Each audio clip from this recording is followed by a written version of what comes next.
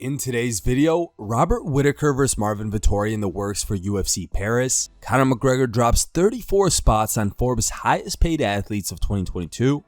Daniel Cormier surprised by Dustin Poirier's decision to fight Colby Covington next. Michael Johnson on getting his first KO since 2016. Let's roll. All right, let's get this show started.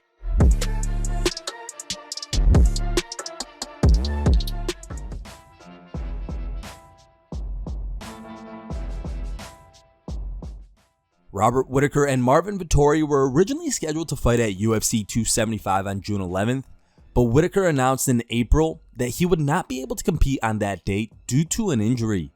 Now, it seems that the two might get to fight this year after all. The middleweight contenders both agreed on social media that they are aiming to fight one another at September 3rd's UFC event that is being discussed for Paris. On Wednesday, Vettori tweeted, "Alright, so I guess since can't find an opponent any earlier, I'm fighting Whittaker in Paris. You better show the f*** up this time. Let's do it. I've been waiting for too long now." Whittaker replied by tweeting, "Paris." What do you guys think about this matchup? Who do you think wins, Vettori or Whittaker? Let us know in the comments section.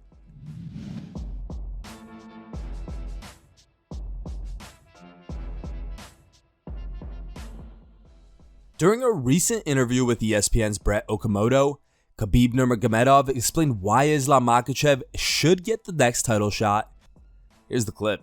Of course, it's for fans. It's like, for fans, it's very interesting. You know, it's gonna be like crazy drama. But I don't know how I'm gonna feel if someone beat Islam. You know, because this is emotional moment. You know, because all his life since beginning, like when we was kids, when we beginning like amateur career with my father, then we moved to professional. We doing these things together like more than 20 years, and you know, and when we see how's like much going with Charles Oliveira, like I don't think he can do something with Islam on the ground. And of course, Islam is very good on stand-up too. Last couple years, people don't even touch him. Islam dominating them, all of them. And the last 11 months, he finished 4 opponents. You know, he finished all of them. You know, and it's gonna be like this is gonna be fair if Islam fight versus Charles vacant title. You know. And because right now is no champion in lightweight division, there is no champion. Of course, Charles deserves this, but there is no champion. Why Islam have to fight for the title, for the contender fight, if there is no champion?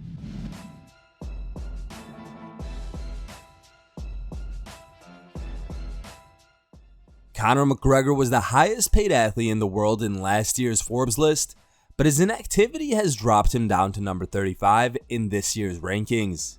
Last year, it was reported that the Irishman earned $180 million, and this year, McGregor reportedly took home $43 million, $33 million coming from his fight with Dustin Poirier at UFC 264, and $10 million earned away from the cage, likely because of his investments in Title Sports Spray and his Proper 12 whiskey brand. The top earning athlete from combat sports is Canelo Alvarez. The Mexican boxer was the only person to crack the top 10 in 2022. He reportedly took home $90 million. The heavyweight boxing king, Tyson Fury, came in at number 18 on the list after making $62 million. Another notable is former YouTube star turned boxer, Jake Paul. He made his first appearance on the Forbes list, coming in at number 46.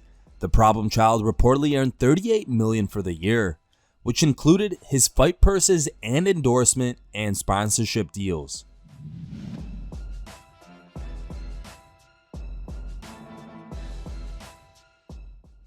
Due to those personal comments, Dustin Poirier said that he would never fight Colby Covington in the cage.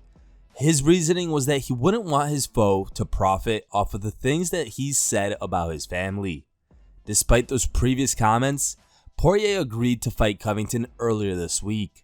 Speaking on the most recent episode of the DC and RC show, Daniel Cormier discussed the matchup and said that he is very surprised by Dustin's decision. Here's the clip. I love it. I never thought Dustin would take that fight because when you look at it on paper, it would seem to be a nightmare, right? Colby's just going to try to wrestle him. And as we saw with KHABIB and some other spots, Eddie Alvarez back in the day, Dustin can struggle with the wrestling at times. He has improved tremendously since he become the world champion. But for him to say, hey, I'm down, it just tells me that a lot of the other matchups that Dustin wants are not coming to fruition, and the dude is an absolute fighter. And he's like, you know what, man, forget this. If nobody else wants to compete, I'll go fight this dude. Even if it doesn't seem like this is the best matchup for me, I'll go fight this dude. I'll go beat this dude that I have all this bad blood with. But at the end of the day, when you look within the matchups, you understand Colby Covington has been the #2 welterweight in the world for a really long time. So that is a very difficult assignment for Dustin Poirier, going up a weight class again, fighting at that weight class for the first time against a guy that's fought for the belt twice and took the champion all the way to the limit in both of those times in two very different fights.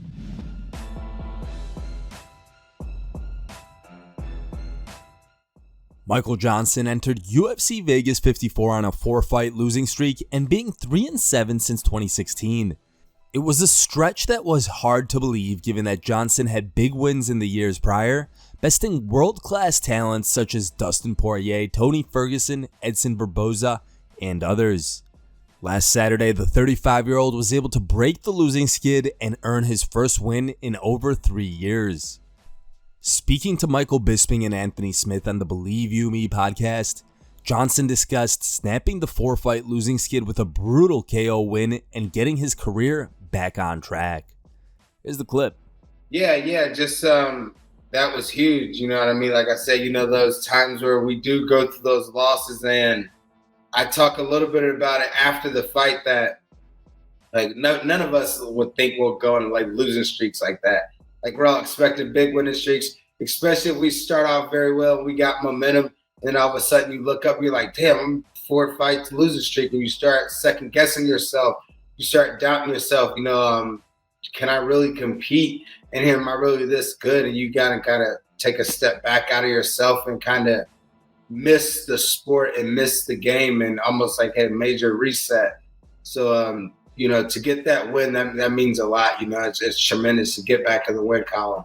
But I still excited for the road ahead of me, you know, because I still know I got a long time to go before I can get there. But I'm just back enjoying the process. Yeah, it almost it's bad, you know, like losing almost becomes a habit. And, you know, you 2 or 3 in a row, and you're like, God, am I like purposely doing this, or is it just becoming like a thing that it's starting to be done? But yeah, a guy mentioned in the post interview, she's like, man, it's been 3 years since you won. And that opened a lot. I was like, shit, 3 years? Like, what? It's been that long since I really won? Like, so, yeah, to get that win, I definitely, you forget, you know, you forget what it's like to hear congratulations after a fight. Here are the top 3 memes you guys posted on MMAmemes.com. In third place is a meme posted by user Hugo Flores F. Second place goes to Sweet Baby Gang for Life. And the number 1 voted meme was posted by a user named Daniel T94. If you want your meme to be included in our next video, go to MMAmemes.com and create your own meme. The top 3 memes will be placed at the end of our video. Thank you guys for watching. If you liked the video, please leave a like and subscribe to our channel to keep up with the latest MMA news.